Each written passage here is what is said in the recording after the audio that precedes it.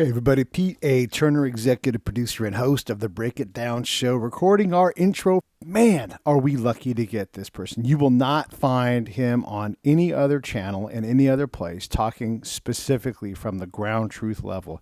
Yes, we have ambassadors on the show. Yes, we have PhD people, but you also know my passion for the ground truth and bringing you folks who can bring their direct experience from the ground, real things that really happen.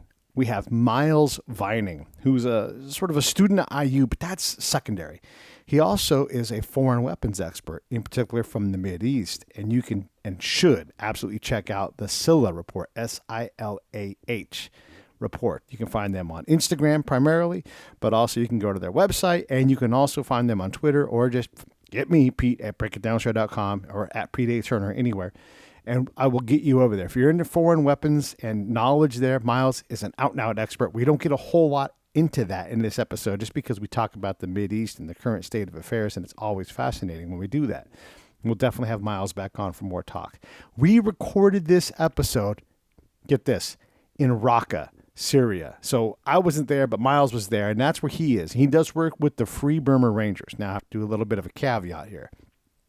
While Miles works with the Free Burma Rangers, he is not a spokesperson for them. He doesn't speak for them. His comments are going to be from his own experience, his own observations. So, and what do those guys do? Go to Free Burma Rangers, I think it's .com or .org, and you can learn all about their charitable work. They provide aid in conflict zones, like at the very tip of the spear. You know, people around them are in significant life crisis, whether it's combat or anything else. Actually, just today, Miles gave me an update about some Russian combat activity against Turks in the area that he was in. That is how close he is to the front lines, to the tip of the spear. He is there as a Free Burma Ranger providing aid to people. So we're going to break down Islam, the region, why we're involved, what happens, what doesn't happen. And I know you're going to love this. Again, not going to find this anywhere else. You're just not going to find it. And I barely got Miles to talk about it. So big thanks to Miles. And you guys definitely let him know what you think of the episode so we can get more from him. Super great guy. Also, hat tip over to Bill Mankins, who is a partner of mine and someone I absolutely love his work. He's the one that turned me on to Miles, and we got him on. And I can't thank Bill enough. I'm going to see him soon, and I just can't thank Miles enough. It's a great episode. I'm going to skip all of my self-promotional stuff, but I will say this. Support us at SaveTheBrave.org. All right, here comes... Get ready, you can have your mind blown. Here comes Miles Vining. Lions Rock Productions. This is Jay Moore. This is Greg Proops. This is Jordan Harbinger. This is Dexter from The Offspring. This is Nathan This is East. Sebastian Younger. This is Rick Marotta. This is Stuart Copeland. This is Mick Gillette. This is Andy Summers. Hey, this is Skunk Baxter. This is Gabby Reese. This is Rob Bell. Hey, this is John Leon Guerrero. Hey, and this is Pete A. Turner. Hi, I'm Miles Vining, and this is the Break It Down show. Yeah. So, just real quick. Yeah. I'd like to tone down, if not leave out altogether, my FBR involvement, particularly because I don't like it when Silah Report is conflated with the Free Burma Rangers, because they're not related whatsoever. I'm a Free Burma Rangers volunteer, and some of the stuff that I see while in Syria and Iraq ends up on Silah Report, but there's no Venn diagram between the two of them. Miles Vining is calling in from Raqqa. There, I handled it for you. First off, holy shit, man! You're in Syria, and I'm pretty sure everybody's now just like, wait, what? What the hell's going on? So, I met Miles through Bill Mankins, who you all have heard from before, and we'll hear from again soon. Bill and I are combat buddies. We have done a lot of stuff outside of the wire, and that's sort of where Miles exists, is out in conflict zones doing things that are oftentimes lethal towards him and his group, but also extremely complex, and it involves dexterity that is just, first off, I admire what you're doing. The passion and the heart and the service that goes into what you work on is just remarkable. I guess let's just start with, what the heck are you doing in Raqqa right now? So I'm with the Free Burma Rangers. We are a multi-ethnic international relief group. We are originally started based doing a lot of humanitarian relief work in Burma, what is currently Myanmar. And we've been in the Middle East for the past several years. And recently we're going through Syria right now.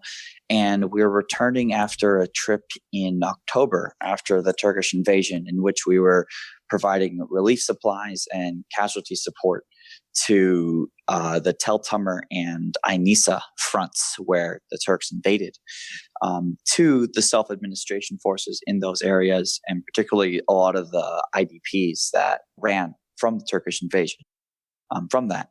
So this trip, we're back here. We're seeing what we're really trying to do here is talk to the people in town, so to speak, try to help with more of the humanitarian gap and try to get more relief supplies in where it is needed. There's a huge IDP situation right now, both from the Turkish invasion and also from the ongoing situation in Idlib, where a lot of refugees are flowing out of there and are flowing into, some of them are flowing into northeastern Syria, and seeing what we can do for them there as well. Okay, let's make sure you slow down and say IDP is internally displaced people. Give us an idea of what that so a means. refugee is someone who crosses the international border and is fleeing a conflict or other situation, whereas an IDP, an internally displaced person, hasn't crossed an international border. It's a different kind of problem for the governments involved. It's a lot easier to be an IDP than it is a refugee. But for what we're working with right now is IDPs in Syria. What does the IDP situation look like for, and I know, look, I get it. It's complicated and you don't not one answer, but just give us an idea of what, because most folks have never met anybody who's an IDP and they don't realize that sometimes they live in junkyards because that's literally the place with the most shelter and stuff. But what does an IDP look like in a place like Syria? So right now, you've got the Syrian civil war that's been going on since 2012. Right now, due to the Turkish invasion, you have a lot of people and families, mostly families, women and children, who ran away from the areas in which the Turks invaded, and they've run to further population centers and villages where they're taking shelter. And right now, essentially, they don't have jobs, they don't have income, they need food, they need supplies, and especially with the winter, it's a lot colder. And the problem for the cities in the area are that they are taking up schools. So now you have the local education systems have an issue where the kids, what they were formerly going to school in, is now an IDP collection site for families that can't return to their towns in Ras Al Ain or in Tel Abyad. What happens when a family's home is, it's rubble and they don't, it's not like there's a central banking system and ATMs and you can, you have pretty much what you can carry. Is that correct? Yeah, whatever they could fit on their pickup trucks. In a lot of these cases, a lot of the IDPs here, they aren't coming from sort of destroyed conflict areas. A lot of them were running away from the Turkish invasion because they didn't want to stick around to see what the Turks or what the Turkish supported Free Syrian Army or Syrian National Army would end up doing to them in the case of an occupation. So a lot of them fled. So they're living in a lot of schools, a lot of community areas, and in terms of support, you have a lot of local organizations that are answering the call for bringing in medical supplies, bringing in doctors, bringing in relief supplies, bringing in food, bringing in essential humanitarian stuff. So when you guys do this kind of work, obviously there's a zillion problems to solve. Are these families typically complete? Obviously anybody who's surviving from whatever kind of conflict they're in, but are we looking at like, a mom, a dad, a grandma, and a bunch of kids, or are these fractions of a family and they're scattered to the wind? Yeah, more like fractions, more like immediate family members, because you got to remember the communities here, pretty diverse. Or you'll have maybe a family that's based in Sarakani might have more relatives in Tel Tamer or some of the other cities around it. So it's just that one small family in Serikani, for instance, that would run away to either those other family spots or back to places like Hasaka or Kamishli, where there's these larger schools, and that's where the education system is kind of being interrupted. So what we've been seeing are, a lot of mother and children pairs. You see some husbands involved. You see some grandparents, but for the most part, it's a lot of sort of mothers and their children. Men sometimes as well. Other times the men aren't there; they've been killed. So you guys are getting these folks immediate help. They're trying to get them from today until tomorrow, today until next month or whatever. But is there another organization that goes in and kind of nurtures them from okay, we're no longer going to live in whatever place it is they came from because it doesn't exist, or politically it doesn't exist. But does someone help them get lodging and find jobs and all those kind of things? Or when does that case management stop for you guys? Well, so for us, we're an extremely small organization. I mean, our team is about 20 or less, and there's very little that we can actually do at sort of these behind the line sites at these IDP collection centers. Our role is mostly in the front line in the conflict zones where other organizations can't go to or won't go to or aren't able to go to. So really what we're seeing back here in some of these larger areas is sort of checking in on them.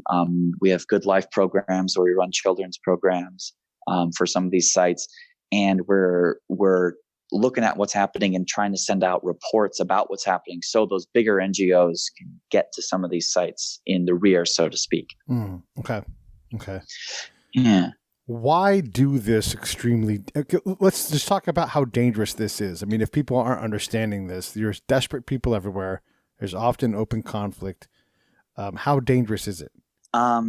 Extremely dangerous. The last time we were in Syria, one of our members was actually killed. Zhao Sang. He was a Kachin Ranger from northern Burma, from the Kachin region of northern Burma, and he was killed when a mortar landed next to one of our vehicles. So yeah, and it's extremely dangerous in that regard. A couple other guys were wounded in that attack. Before that, we've had a translator that was killed in Iraq, as well as multiple guys getting wounded there as well too. So yeah, it can be very dangerous and lethal. Day to day, is it dangerous, or is it dangerous like? And I'm trying to contextualize danger here, Miles. So bear with me. At any given point in time, exploding things happen, and if you're next to it, then that's it. That's your day. But day to day, is it dangerous? Do you always feel the tension of danger? Is your head on a swivel? How would you rate the level of danger? I'd say it's that typical combat ratio of 95% complete boredom and then 5% sheer terror. And you're not living in that 5% sheer terror all the time. It's only that 5%. So there, and again, like a lot of the stuff that we do is logistics. Moving supplies and getting stuff in and doing supply runs to get more relief supplies and working with bringing casualties back and forth. And I mean, so if you take the case of, bringing a casualty from the front line to a rear hospital, the period that's the most dangerous is when, you're picking up that casualty at that forward area. And the rest of the trip back at the hospital into the rear is, relatively calm. There's nothing to it. So. Yeah. Wow. Okay. And then I guess the big question is why? Why? I mean, obviously the service side of it, but this is extremely dangerous. It doesn't sound like it's well paid. It's got to wreck any kind of home life and rooting situation. Why are you doing this? Yeah, it's actually not paid at all. Perfect. Most of us, the majority of us in the Free Burma Rangers are unpaid volunteers. And we do it because it's meaningful. A lot of us have religion that motivates them, whether they're Christian, Muslim, or Buddhist, or we have some agnostics as well, because it's important to them, because they feel a calling to do it. And for a lot of us, we feel a sense of need and meaning where no one else is providing it, where you feel there's a great injustice done. I mean, for example, after when the Turks invaded and the United States left the Kurds to die in northeastern Syria, I mean, that was, it was a horrible event, and for us to be able to go in there and help people at the front and help some of these IDPs there as well, that was a very important feeling. Outside of any sort of government mandated thing, we're all doing this because we really believe in the mission and we really believe in the people. And so when you say volunteers, I mean, are you paying for your own food and everything too, or are they providing you? And I'm doing quotey fingers because I know these things are up in there. Food and housing. Like, are they providing life support, or is this all on you? So while on mission, everything's provided as part of that mission. I mean, you're not going to go hungry on a mission because you don't have enough money to feed yourself. In terms of stuff like getting there and, bringing your own gear, stuff like bags and, cold weather gear and that kind of thing, that's definitely all on you. Okay. So you're not going to starve. They're going to provide you lodging and housing and everything, but you're going to buy the plane ticket to whatever the location is. And from there, you guys take off as a team. Where else have you been in the world to do this kind of incredible work? For me, most of my work with FBR has been in Syria. Mm-hmm. I've been to our training camp in Burma.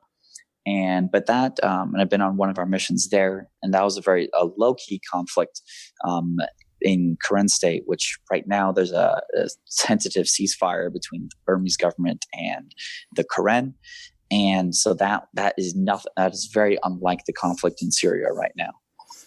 Right, but yeah, I guess the human crisis is still just as important. I mean, there's people that don't have enough, and they're trying to live out of whatever kind of crap situation they're in. Oh, yeah. And I mean, in northern Burma, it's the complete flip side. And you have a complete full-on civil war IDP situation going on in Kachin State and Shan State going on there. And not to mention the Rohingya as well in Arakan State, western Burma. Why do people stay internally? What is it that keeps them, they just move 200 miles away, even though they have nothing? Why don't they just walk to the border and go across and get international help? I mean, you've got your whole community, you've got your whole life, is in some of these places, and it's a balance, right? You could abandon that and run away to safety, or you could maintain that and live in some fear and live under threat. But it's a very hard thing, I think, for a lot of people to abandon or to run away from, everything in their lives that is working and is stable in that context. I mean, yeah, there's a war on and stuff, and there's also a chance of it not affecting you. In a lot of these conflict areas, unfortunately for a lot of civilians, they're getting killed and wounded all the time. But sometimes there's communities that are able to sort of live through the conflict if they stay low, and they have a chance of continuing. Yeah, okay, that makes sense. It's sort of like why would you shelter in place in Florida during a hurricane? Because we know how to survive a hurricane. We know that we're here, and a lot of these things. I mean, there's instability, so the instability may move away from your location, and you just go back to your regular life in some slightly degraded form. But if you leave forever, you're not coming back. Exactly. And, in some cases of these communities, you do leave forever. One, you're probably not going to come back. Two, even if you do come back, you don't know what you're coming back to. There could be somebody else living in your house at that point.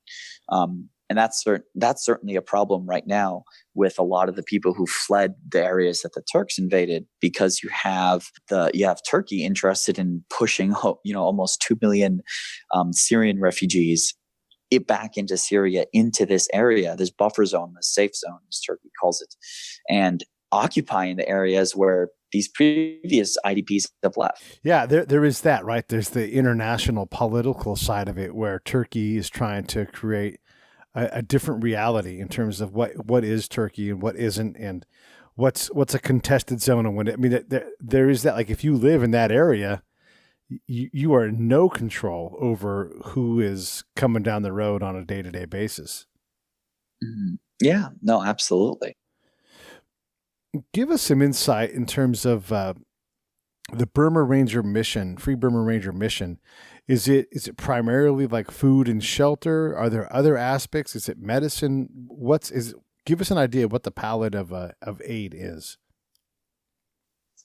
Well, so we're extremely small, a very small organization. We do not see ourselves working in the sort of bigger IDP camps or the refugee camps, and we sort of follow, what Dave Eubank has created since the 1990s, and brings it up into what it is today. We're trying to fill the humanitarian gap, which is that little space at the front line, at the tip of the spear, so to speak, of these conflict zones in these areas where there are no big organizations there. There's the UN, the Red Cross, these other big organizations, or any organizations actually that are committed to civilians who are trapped in these conflict zones in terms of medical aid, in terms of basic food and supplies. They can't or they won't get there. And that's for a huge variety of reasons. And a lot of them, it's a good thing that they're not there. There's a lot of risk involved. There's people dying. There's all sorts of stuff that happens in war, which a lot of people would be very right to stay away from. And what FBR has done since its beginnings in Burma in the mid 1990s is try to fill this humanitarian gap where these other groups can't and won't get to. Is this your primary job? Or, obviously it's not a job, but is this your primary effort, or do you do this in spurts? Talk about how you use your time. I would say I do this in spurts. I go for a couple months at a time with FBR, and I focus on other stuff. I come back to the US or I travel elsewhere. And my primary gig outside of FBR is a group called Silah Report, which is a website / community research group that I founded a couple of years ago that focuses on small arms from the Middle East and Central Asian and North African regions of the world. Okay, so this is a totally different thing then. And so these things don't overlap at all. The Free Burma Ranger work is completely separate. Maybe you have some access shared, but other than that, you're not, those things don't cross over. Yeah, no, there's nothing in common between Silah Report and FBR. No. Okay, so and do you monetize the Silah Report, or is this another project that's more passion based? Yeah, so Silah Report, it is monetized. We pay authors to write articles for us. We sell patches. We sometimes bring in stuff from overseas and we sell it in the US. And then we try to get stuff out in magazines and other online editorials and that sort of deal. And we talk about it on other YouTube channels and that sort of thing. But yeah, no, we're primarily a research center looking at this stuff from angles that haven't been looked at before within small arms research. Okay, what the heck is small arms research? Yeah, so you've how I don't know, how do I even break this down? It isn't really historical small arms research really isn't an academically recognized field as it is, because it can be very technical in nature. You get there's some folks that dig in more into forensics and that deals more into criminal investigation stuff. There's historians out there who are delving into this, writing books about small arms, about historical small arms, about different, technical variations of things. There's collectors who write about this stuff. But when I say historian, there really isn't a sort of PhD or master's track you can go on to become a small arms historian. Most of the folks out there are sort of self-made or sort of fly between, government agencies and stuff like that. And they do the public side of that, which comes out in books and articles and other things. So, yeah, Bill tells me that you're a master of small arms, especially foreign small arms. How did you end up on this path? And then when did you realize that you were going to be able to fill this hole? Like, obviously with your passion, you must have said, holy cow, this is great. I would love to fill this historical, research hole here. Yeah. So it was really a convergence of the stuff I was interested in, which coming back from Afghanistan, I was interested in furthering my language study at Pashto at Indiana University. And I was also interested in going back to Afghanistan in various capacities as a contractor. Later on, I did go back as a contractor and then as a YouTube director. But at the same time, I had this interest in small arms, which I've had for.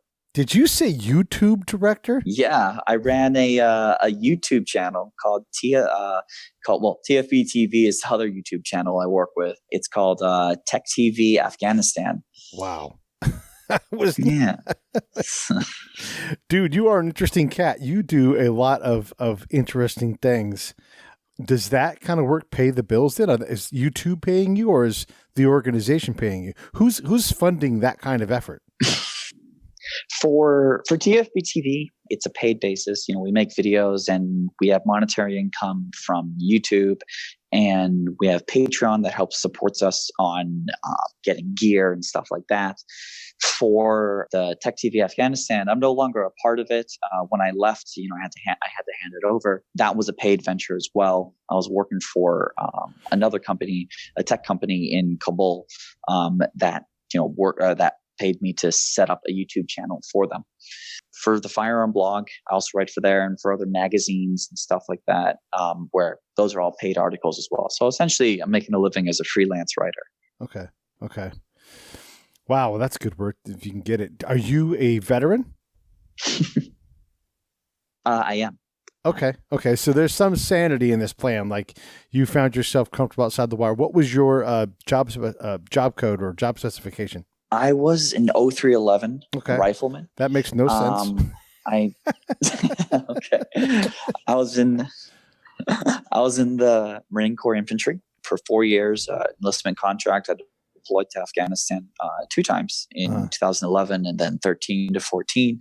The first deployment was mostly a lot of walking, a lot of patrolling. The second deployment was mostly mounted patrols and helo-borne operations out of Camp Leatherneck in Helmand Province. So. Yeah, I mean, the weapons part makes sense with you being an 0311 for everybody's infantryman. So basically, he is a grunt, and that's not derogatory. It's just those guys do one thing. So obviously weapons, but you have a passion for the actual people, the culture, the language. When did you discover that? Growing up it became a part of me in that, I grew up in Thailand, I grew up in Burma, I grew up in Malaysia, and things like languages and foreign cultures and odd food and, diarrhea on school trips, all became very, very normal to me. It was, I didn't think there was anything other than that. So when it came time to, when I would deploy to Afghanistan, became fascinated and interested by the Afghan people and the language and the culture and the Pashtuns in the South. I wanted to further that, and I did that at Indiana University. And so sort of the extension of my childhood was, continuing where I left off and furthering this stuff. So. Do you like being in the U.S., or is that not your comfortable, safe place? Not really. I like being from the U.S. It's great having a U.S. passport. I don't find myself challenged or fascinated by living in the United States. I am happy for the United States. I love America. I put my life on the line for this country. Right. But I would rather not spend my time in the U.S. I find that I would rather be close to my primary sources overseas. One of the things that I always say is when we talk about our desire to intervene in conflict, what good or bad, like our intention is always to try to help. I mean, obviously there's other intentions, but we're trying to help. And, the long war is like, do we pull out of Kurdistan? Do we pull back in Kurdistan? All of these things come at the cost. Like if you stay, you're there, you're in the fight, you're forward projecting people, spending a ton of money. And if you pull back, you have to stomach the fact that there's going to be human crisis and atrocity there. Do you have a sense, like, do we intervene too much? Do we, is our desire to try to solve every problem too great? Or I don't know. What are your thoughts? This is an extremely complicated question in terms of Iraq and Afghanistan, which in Afghanistan, I was personally a part of that endeavor, good or bad, as you call it that, and then Right. you were as well. I don't know how to answer that question for those two countries and for the peoples of those two countries, more importantly. But I do know how to answer for the involvement in Syria, in that our decision to leave the Kurds high and dry on October 12th of last year was probably the worst foreign policy decision the United States has ever made in the last decade. Why? Because for a multitude of reasons. Most importantly, it was because we left these people that gave everything to defeat an enemy that we all agreed was possibly one of the worst enemies we could face. I mean, outside of some of the really horrible regimes that are out there in the world today, this was something that we all agreed needed to be put in the dirt. And these were our allies that did it for us. I mean, the Syrian Kurds that started the Yapaga and Yapaja and formed Are you the saying SDF and later Syrian were or joined by Assyrian? Which? Say it again. Syrian. Syrian Kurds. Okay. Yeah. No, the Syrian Kurds that formed the Yapaga and Yapaja that later turned into Arab forces and Christian forces that joined the SDF. This was a force that lost over 10,000 killed in action to do this for us on the count of the United States and European allies, which essentially really only paid a price in ordnance and defense expenditures, right? And this is just what is so morally wrong about this whole thing is this is, a force that, stands for democracy and stands for freedom and stands for freedom of religion, stands for freedom of expression in northeastern Syria. And we threw that all away when we allowed Erdogan to. Hey, this is Pete A. Turner from Lions Rock Productions. We create podcasts around here. And if you, your brand, or your company want to figure out how to do a podcast, just talk to me. I'll give you the advice on the right gear, the best plan, and show you how to take a podcast that makes sense for you, that's sustainable, that's scalable, and fun. Hit me up at pete@breakitdownshow.com. Let me help. I want to hear about it. We threw that all away when we allowed Erdogan to invade. And that's the morally wrong. That's the just morally repulsiveness of it. Yeah, fair enough. I mean, it's one thing to say that if you can't even point to where Raqqa is on the map or Erbil, but it's another thing if you've been to those places and talked to those people and understand it. How do the Kurds, if you were to guess, how do the Kurds view because look, all of this stuff is undergirded by betrayal. I mean, there's no president, there's no candidate for president who's going to circle Kurdistan on the map and say, I dare a motherfucker to say it's not Kurdistan. That's not happening, right? So betrayal is always at the root of this. I mean, the Kurds deserved a state a long time ago, and it just hasn't come to pass. How do they see us as a partner? I mean, obviously we have no problem stepping away from them or Iraq as a whole and going, hey, you're on your own now, see you later, But what do you think? What's your sense? I think, well, we're obviously still involved to protect the oil fields at this point. And the thing is, I think the sense that we got from a lot of that I got from Kurds in northeastern Syria, they'd rather be betrayed by the United States than be betrayed by the Russians. And that would probably be a far worse betrayal because at least the United States, there's some sort of rapprochement, right? But with the Russians and Putin, it's like there's no, you're playing hard and fast with everything you have there. Yeah. That's an important sense for Syrian Kurdish feeling against the United States right now. And, well, I mean, in some places, the United States has returned. In places that the U.S. withdrew from, the U.S. has pushed forward, but not for the right reasons. The reasons why the U.S. has pushed forward is to confront Russian interference in the region. It's not for the reasons of protecting the people and trying to stabilize what is morphing to this conflict now. Is that Syrian conflict in any way peaked? Is it improving? Has it reached its bottom? Like, where do you think it's at? I think it's not over. Okay. I think we're still going to see several more years of the Syrian civil war. Unfortunately, for the people of Syria, there's still a lot of there's still a lot of unfinished business in terms of how people want to be governed and how they want this war to be conducted and how who's going to be in charge of what. That conclusion is still several years away from now. Like any, heck, like their neighbors, and some of them are them, the Kurds. You can't get them to agree on what they want. You can't get Puerto Ricans to agree on status quo statehood or their own country. How are the Syrians aligned? I mean, obviously there's a civil war, so there's definitely at least two sides, but is it more complex than that? Oh yeah, it's more complex than, I don't know, tangled spiderweb. Right. You've got different factions that are flipping sides with one another. The Turkish incursion was just the latest front in this war of many fronts. The area in Idlib is the biggest deal going on right now. We're between the Russians and Syrian forces pushing up against that little pocket that's up there. Mm-hmm. And then you have the sort of SDF, or the self-administered areas, which is holding on but only tacitly, working with the Russians and with Assad, only because they've got no other choice because the United States withdrew. Why do we need to care about Syria? Especially some self-administrated strip of land. Like why? So let me give you some context.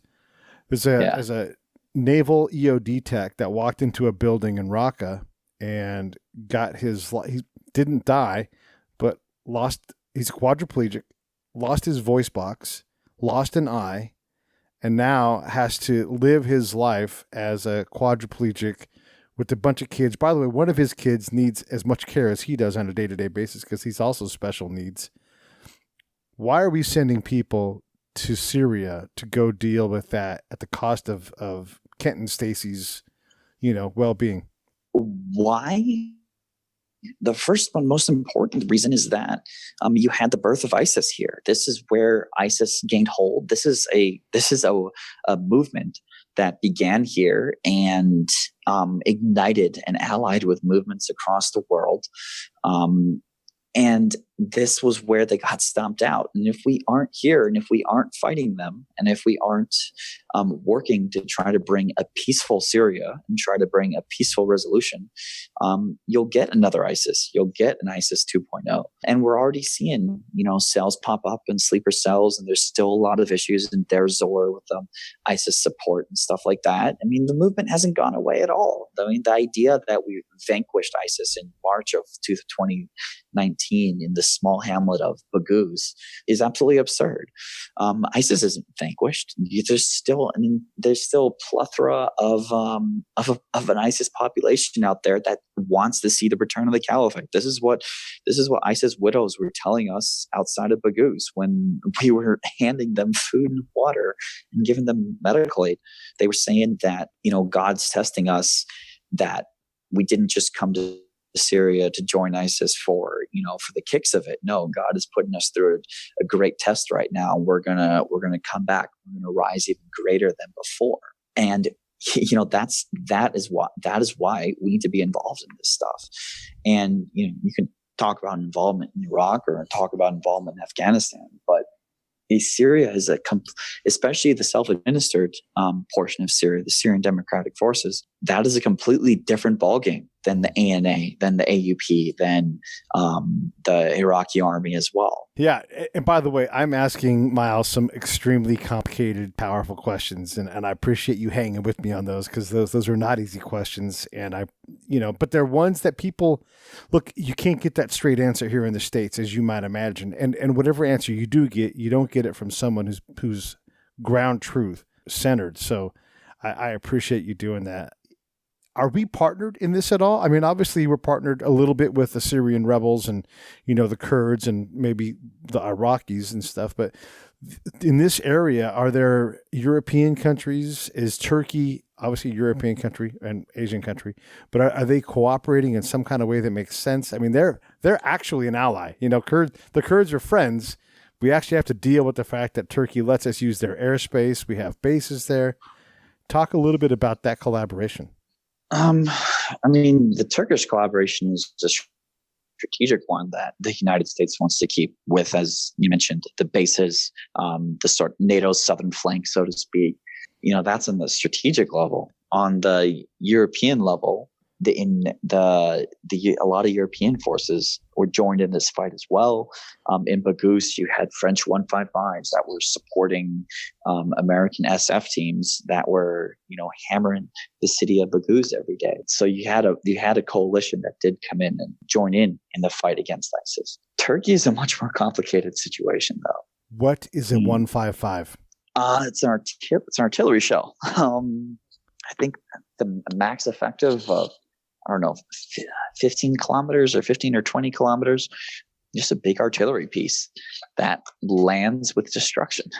It's just for the audience, so like if you think about roughly a coffee can made out of metal that shreds and tears and flies on 3 axes with shards of metal, it's a terrifying thing to have thrown at you, and it's no fun at all. Okay, so French forces and lots of other support in the area as everybody tries to stamp out the ISIS thing. I have to ask you, in general, what are your thoughts on Islam? Because obviously Islam is not okay, let me see if I can. The question's even hard to ask, Miles. So there are millions of, maybe even a billion peaceful Islamic folk who want no part of any kind of conflict like that. But there are also over a billion people that would like to have a caliphate. So how do you sort out Islam? Because it is a challenging thing. I mean, Arabs and Islam, they struggle with each other. This is the thing I found out the other day from Timothy McIntosh Smith, who wrote a fantastic book.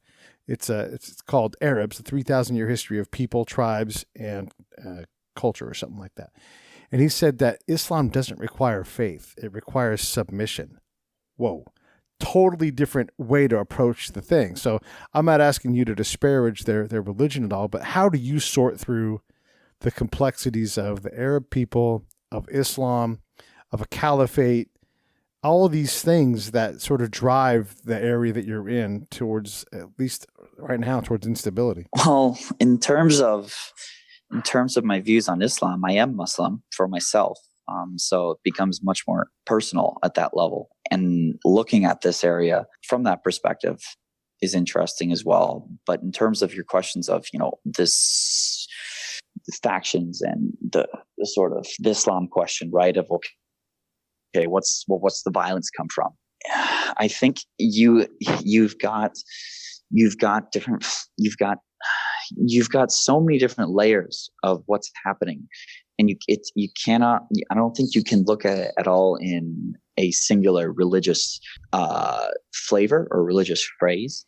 You have politics that's happening. You have economics that's happening. You have harassment on different levels. You just have so many different factors that come into play. It's never one thing driven solely by religion.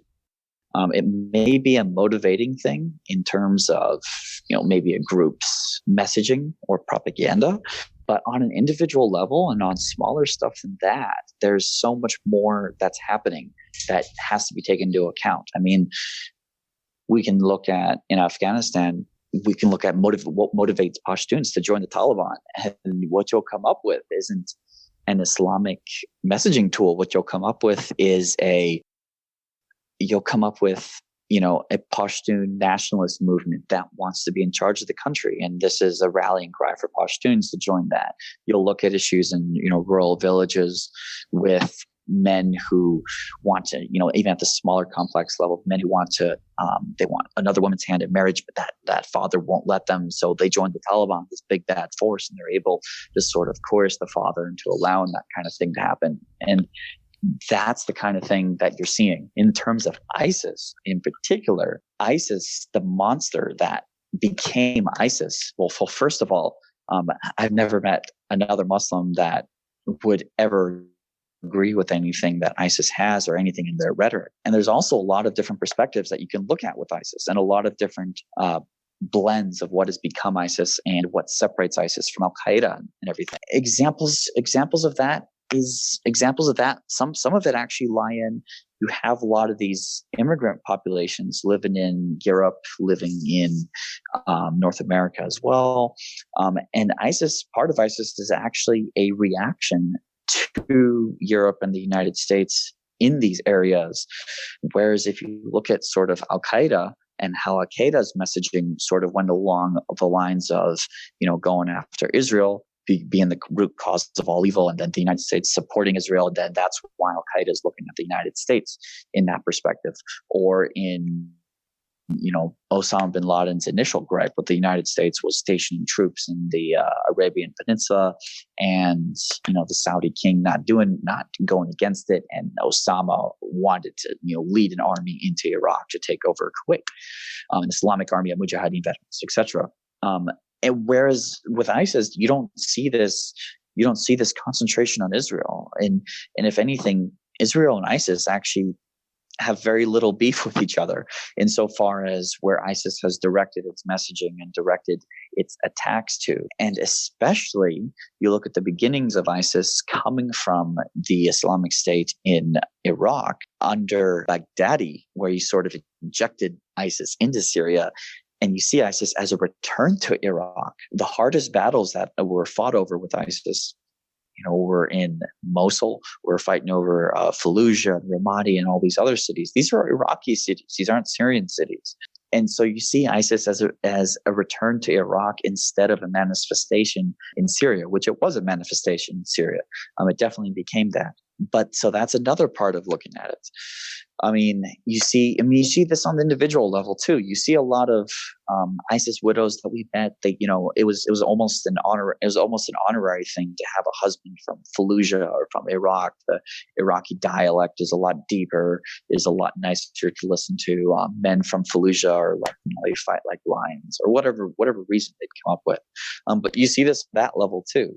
So there's no singular sort of religious thing on this.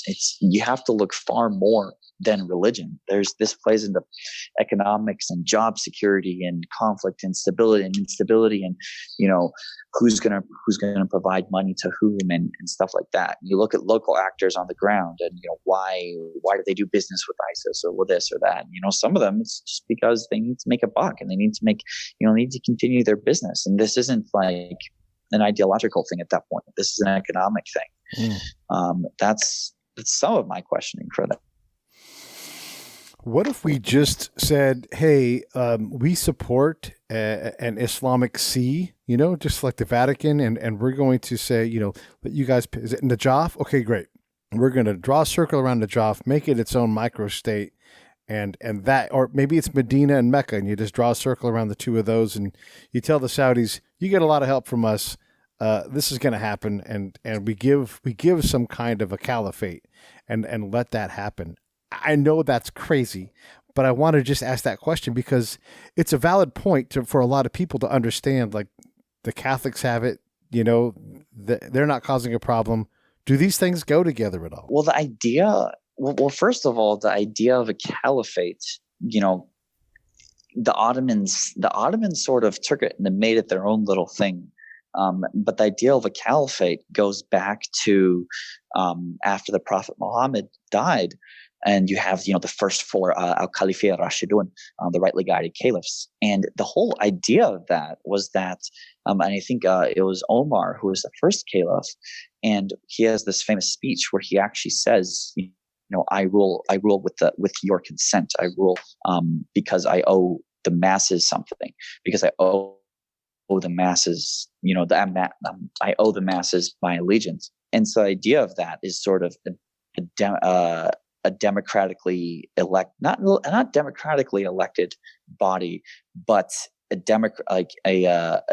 majority consented governance for people to be ruled under. And the problem with ISIS is that nobody in the Muslim world agreed with anybody being under ISIS. The people who did moved to Syria, and that was the point of that. And then the more important aspect of that is that the sects in Islam between Sunni and Shia and the different schools within Sunni, and then you also have Sufi as well. And you have it to the point where a lot of these different divisions are actually looking at each other and calling each other unbelievers just as much as they would be calling, a Western, Christian background or a Western whatever background. It doesn't matter. Take your pick. And I mean, to that point, you have, you look at the Taliban in the 1990s, and you see accounts of Taliban, scholars or imams going into Shia areas and them being told that these are heretics, these are unbelievers and everything. And, that is a completely true thing.